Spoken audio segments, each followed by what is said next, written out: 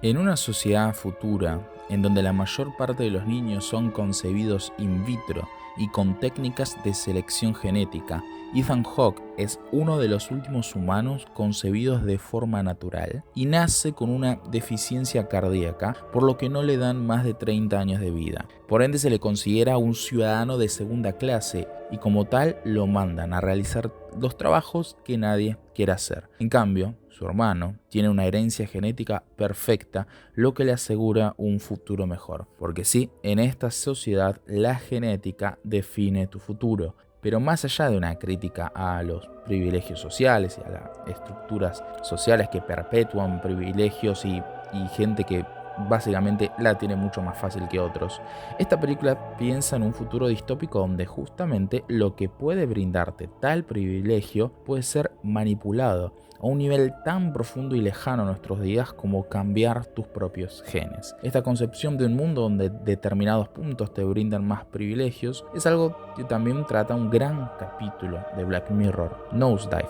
donde la sociedad se divide literalmente en tu éxito social. Cuanto mejor reputación y seguidores, más oportunidades vas a tener. Hoy en día no podemos negar que este tipo de estructura es algo que ya existe. Por más que cuando salió en Black Mirror hace 10 años podía ser solo una exageración de lo que se estaba gestando. Obviamente, en el caso de Gattaca, esta película de 1997, la posibilidad de manipulación genética para brindarte más posibilidades en la vida parece un concepto hasta casi imposible. Bueno, googleen bebés creados por manipulación genética y sorpréndense.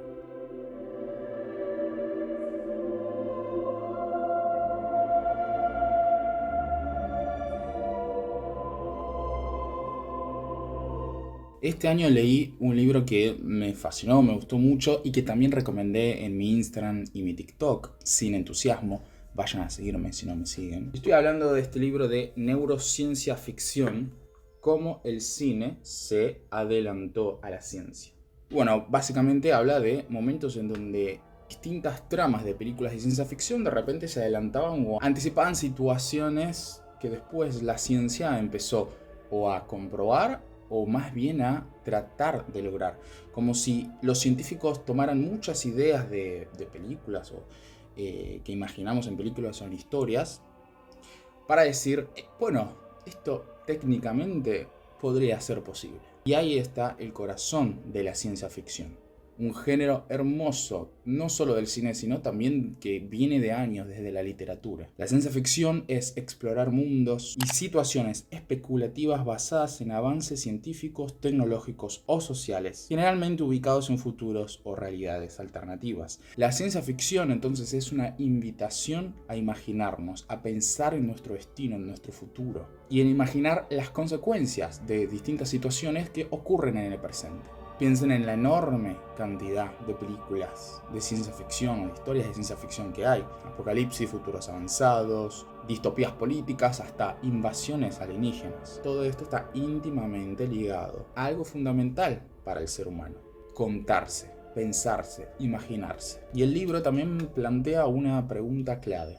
¿Habrá algo que nos vamos a imaginar en el futuro que sea completamente distinto? ¿O que sea completamente imposible? ¿O tan lejano que ni siquiera podamos concebirlo hoy? Porque si se fijan, está avanzando todo cada vez más rápido. Y a veces la realidad supera a la ciencia ficción. El futuro llegó hace rato, diría el Indio Solari. Incluso en las tramas más alocadas de una película de ciencia ficción hoy en día aparecen cosas donde un leve sudor nos recorre la espalda y un pensamiento fugaz pasa por nuestras mentes. ¿Y qué tal si pasa? ¿La ciencia ficción va a sobrevivir al futuro que ya estamos viviendo? A diferencia de Gattaca, que sí, quizás es un ejemplo verdaderamente más distópico, podemos tomar casos mucho más simples como el clásico Skynet de Terminator, del mundo de Terminator. Una máquina que se hace consciente de su inexistencia al desconectarla. Háganme caso y busquen sobre Claude Opus 4, una IA que terminó chantajeando a sus propios programadores para evitar ser discontinuada. Son cosas que parece que eran solo del mundo de la ciencia ficción, pero ya suceden. En este libro El autor da varios ejemplos analizando películas como Matrix 2001, Blade Runner, El planeta de los simios, Inception, Total Recall, Minority Report, pero invito a ver el video que subí a mi Instagram para más detalles. Mi Instagram y mi TikTok Sin Entusiasmo. Me siguen ahí y después vienen para acá también. Bueno, retomando con nuestra pregunta sobre la ciencia ficción.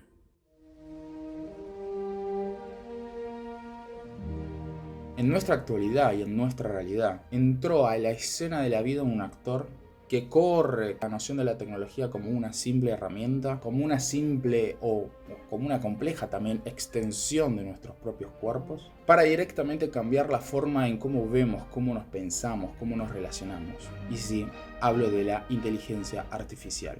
No es ninguna novedad que estamos en un mundo hiperconectado que se acelera cada vez más y más. Y menos novedad es que hay algo que no teníamos antes, que entró en la vida de cualquier ser humano con acceso a internet y un consumo regular de redes sociales: la inteligencia artificial. El uso de la misma está comenzando a ser más interiorizado en nuestro día a día, hasta que incluso se empieza a usar en lugar de Google. De repente dejamos de googlear y nos encontramos ChatGPTeando. Bueno, habría que buscar un mejor nombre. O los usos se dan de forma indirecta también, porque sea en TikTok, en Instagram, en la tele, en YouTube, en todos lados estamos comenzando a vernos absortos por materiales audiovisuales hechos completamente por IA. Y no solo hablamos del brainrot, que se hizo muy viral este año, sino ya de publicidades que se están comenzando a armar por completo con IA. Y así como culturalmente esta tecnología comienza a expandirse, es inevitable una verdad o una pregunta también. El arte, la labor artística también está siendo intervenida. Más allá del arte digital, donde realmente es un mundo enorme que se abre, que es lleno de posibilidades, y un buen prompteo de repente requiere de técnica y conocimiento como si dibujar sobre un papel habláramos.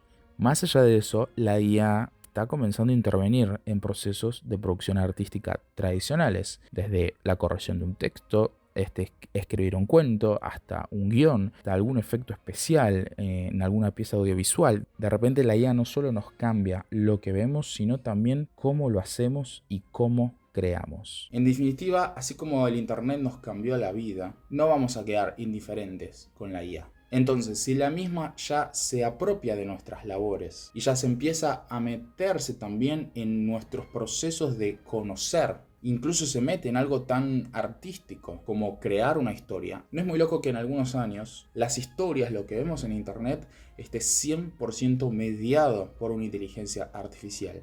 Acá inclusive entra otro concepto que estaría bueno investigar o adentrarse en otro video, que es de la internet muerta.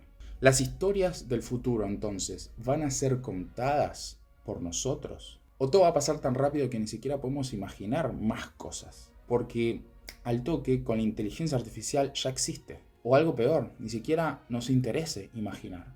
Y en todo este mundo, del mundo de las ideas y el mundo de las historias, va a seguir existiendo la ciencia ficción. Ya hablamos un poco de lo acelerado de todo, y un punto importante es pensar si estamos pensando en el futuro o cómo lo estamos haciendo.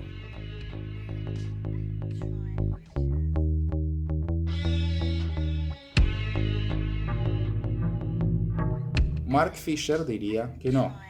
¿Quién es Mark Fisher? Bueno, un filósofo crítico cultural británico, de cual yo recomiendo mucho buscar y leer sus textos porque tiene cosas muy interesantes, y yo leyéndolo siento como si estuviera en una película cyberpunk con Joy Division como soundtrack principal. Bueno, él habla en distintos ensayos sobre los futuros perdidos. En específico, en este librito de acá, que se llama Fantasmas de mi vida, escrito sobre la depresión, la ontología y futuros perdidos, donde plantea cómo en la modernidad tardía, y sobre todo con el auge del neoliberalismo, una especie de bloqueo en el horizonte cultural y político. Antes, la cultura popular, la música, el arte, el cine, la literatura, proyectaban imágenes de futuros completamente transformados. Un ejemplo muy simple es los supersónicos. O inclusive, no sé, un poco más adelante, Volver al Futuro. que el futuro que planteaban era en el 2015. Y ese futuro se mostraba en la ciencia ficción, en la arquitectura, también inclusive en los propios avances electrónicos. Pero según Fisher, a partir de los 80 y sobre todo en los 90, o sea, hacia el fin del milenio, se generó una sensación de estancamiento temporal. Ya no aparecen visiones nuevas, sino que todo es un reciclaje del pasado. Y esto es lo que él llama ontología. El presente está embrujado de espectros del pasado que nunca sucedieron. Y plantea la noción de que vivimos en un tiempo donde lo nuevo ya no representa una ruptura. Todo es una variación nostálgica. Todo es nostalgia. Nada es transformador. En pocas palabras, para Fisher, el problema no es solo que no sepamos cómo va a ser nuestro futuro, sino que ya casi ni siquiera podemos imaginarlo como algo radicalmente distinto. Es bastante común que todas las películas o series posapocalípticas del presente son de futuros distópicos donde se prescinde del ser humano. En el futuro de las historias que estamos concibiendo y creando hoy, nuestra eliminación es casi un patrón en todas. Las distopías del ayer no son tan lejanas. Entonces, si nosotros mismos no nos imaginamos, ¿cómo lo van a hacer las generaciones futuras? Porque si hoy en día, yo teniendo casi 30 años en mi caso, habiendo nacido a finales de los 90 y vivido la transición de lo analógico a lo digital, ya siento ansiedad de tener que estar todo el tiempo haciendo algo, como si hubiera una notificación constante en mi cabeza y que cada vez me cuesta más concentrarme en películas, en libros, cada vez me cuesta más tener foco. ¿Qué onda es la gente que está naciendo hoy? Y es muy diferente a lo que hace algunos años se llamaba como nativo digital. Estamos hablando de otro tipo de generación. Se pusieron a pensar de verdad en cómo van a ser esas generaciones que construyen toda su realidad, su forma de pensar, de relacionarse, todo a través del celular y dentro de unos años todo a través de una IA que te puede generar cosas en cuestión de segundos. Cuando antes el arte de la creación, por ejemplo un dibujo, una pintura, podía tardar semanas, meses. ¿Qué pasa con toda esa nueva generación que su estructura psíquica se está construyendo en el mundo tecnológico de hoy? Ya hay estudios de cómo en adolescentes que en el desarrollo de su cerebro y de funciones muy puntuales como la toma de decisiones o el razonamiento lógico y que realmente recién está empezando a madurar, ese proceso de repente se está desarrollando con la necesidad de un soporte externo. Cuando debería ser un proceso natural, de repente el pensar, el pensamiento lógico, en imaginarnos cosas, está siendo reemplazado por una herramienta externa. Las generaciones futuras del hoy se ven inmersas en el mundo de digitalización pura. Todo está dado, todo está hecho. Todo es tan rápido que ni siquiera sentimos el proceso de esa creación. Y encima esto nos acostumbra a que todo lo queremos en el momento, lo inmediato. Ya vamos a ver una película pensando en lo que dijo alguien en TikTok, con una idea prearmada, y si la película nos desafía o nos mueve un poco de esa idea prearmada, la rechazamos, es mala. Estamos queriendo siempre lo mejor y lo más personalizado para cada uno. Estamos viviendo en un fan service puro. Imagínense generaciones que sus cerebros los desarrollen bajo este tipo de ritmo. Como decía en un video de Matrix, estamos construyendo nuestra propia caverna de Platón. Vayan a ver el video si quieren saber más de esto y se vuelven. ¿Las generaciones futuras van a poder imaginarse? Si directamente nos estamos creando un mundo donde desconectarnos es cada vez más difícil y donde dejamos de hacer cosas, donde nuestro trabajo no solo inclusive pasa de dar data de forma pasiva, como, no sé, abrirse la cuenta en algún lugar o participar del propio ecosistema de redes sociales y plataformas que hay, ahí damos data de forma pasiva. Hoy en día estamos dando data de forma activa a través de alimentar inteligencias artificiales. Algo muy parecido a Matrix. ¿Qué era Matrix? Una historia. ¿Qué cuentan las historias? Cosas que nos hagan pensarnos, cosas que se pregunten por nuestra propia existencia, algo tan básico como quiénes somos, algo que nos haga pensar sobre nuestros tiempos. Mark Fisher diría que estamos en un mundo donde el objetivo final es el exorcismo cultural, o sea, quitar cualquier tipo de identidad, de identidad cultural o social de las cosas, la purificación comercial y la individualización forzosa, atomizarnos cada vez más. Un ejemplo muy rápido de esta cuestión de experiencias que antes eran colectivas y cambian, una muy simple que toca mucho mis intereses, o este es lo que trato de proponer en este canal, es la propia experiencia del cine. La sala oscura ya cambió, no es como antes. Los códigos compartidos que había antes cambian, e inclusive el consumo de cine también deja de ser colectivo para de repente ser completamente individualizado a través de un celular. Entonces, ¿cómo podemos mantenernos en comunidad si está todo cada vez más atomizado? Si cuando nos peleamos lo hacemos en X, cuando nos festejamos lo hacemos en Instagram, si cuando nos entretenemos lo hacemos en TikTok, si cuando conocemos nuevas personas lo hacemos en Tinder. Y también el ámbito o la dimensión de crear, de conocer, ¿quién lo está haciendo ahora? ¿O quién lo va a hacer? ¿Cómo nos contamos hoy? ¿Nos estamos preocupando por contarnos hoy? Si ya el pasado quedó corto en sus predicciones, queremos volver siempre a la comodidad de la nostalgia. Y el futuro es aterrador, o ni siquiera nos imaginamos en él. Y perdemos capacidad de proyectarnos. ¿Qué hacemos ahora?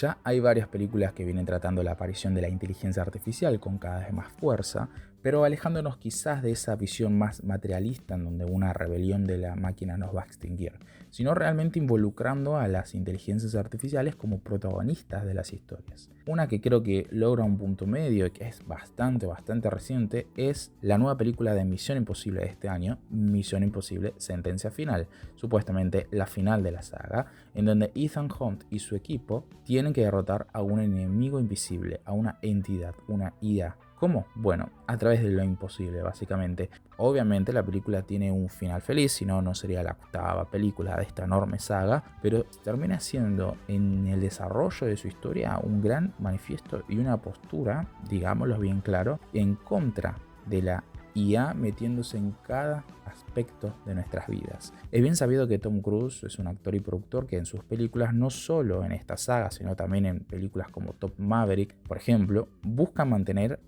aquello que el cine supo hacer muy bien: locuras. No pantalla verde como en Marvel, sino recurriendo a todas las herramientas más artesanales posibles. En lugar de decir, che, yo me podría poner en una pantalla verde en un estudio y que atrás me pongan todo un precipicio para fingir que estoy volando en un helicóptero, pero el chabón va y se cuelga de un helicóptero. ¿Por qué? ¿Con qué necesidad? Bueno, la necesidad de poder crear. Obvio, esto no quita que sean películas que tienen efectos especiales, pero sí es un cine distinto que inevitablemente para mí va a dejar de pasar. Así como vemos gente haciendo cortos y subiendo a las redes sociales, y ese formato vertical ya se contrapone al lenguaje cinematográfico clásico, en un futuro no va a ser muy loco encontrarnos historias armadas. Ya hoy nos estamos encontrando eso, no en un futuro. Hoy nos estamos encontrando historias armadas completamente con IA. Y una pregunta que a mí de ahí me surge es: ¿vamos a llegar a un futuro en donde no solo esas historias van a estar guionadas o construidas con IA? En algún momento vamos a tener IAs que van a empezar a hacer historias por su cuenta, sin necesidad que un humano se las pida. Entonces, que haya un loco como Tom Cruise sacando una película donde se rescata la labor humana no es algo menor. Incluso en la historia, quien derrota a esta entidad es el personaje de Grace, que es un personaje que es una carterista, roba, digamos, con la velocidad de sus manos. Y es algo bastante paradójico que a la velocidad de la inteligencia artificial le tenga que ganar la velocidad de las manos de una persona. Y eso es una forma que no sabemos cuánto va a durar. Me dirán, pará, sos re trágico, che. Pero ya nuestra forma de pensar está mutando a un nivel y a una rapidez que ni siquiera nos estamos dando cuenta.